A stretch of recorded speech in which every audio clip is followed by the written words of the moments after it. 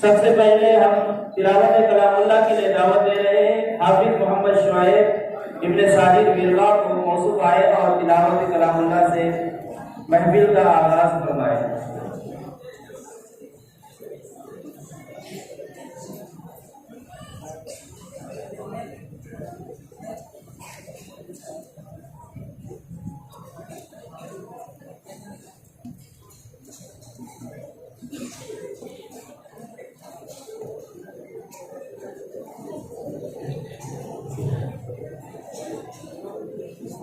أعوذ بالله من الشيطان الرجيم.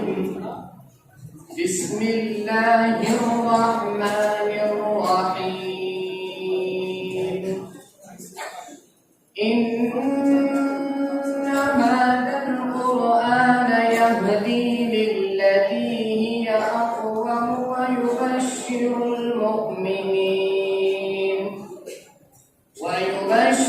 المؤمنين الذين يعملون الصالحات أن لهم أجرا كبيرا وأن الذين لا يؤمنون بالآخرة أعتدنا لهم عذابا أليما.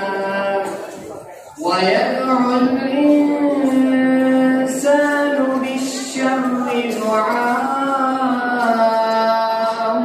بالخير وكان الإنسان عجولا. وجعلنا الليل والنهار آيتين فمحونا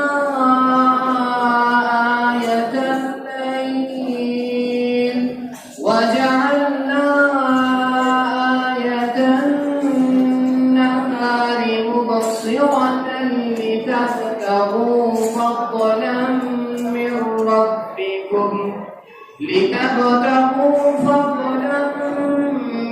ربكم ولتعلموا عدد السنين والحساب وكل شيء فصلناه تفصيلا. وكل إنسان ألزمناه طائره في عنقه ونخرج له يوم القيامة كتابا يلقاه منشورا. اقرأ كتابك كفى بنفسك اليوم عليك حسيبا. من اهتدى فإنما يهتدي لنفسه ومن ضل فإنما يضل عليها ولا تزر وازرة وزر أخرى وما كنا معذبين حتى نبعث رسولا. صدق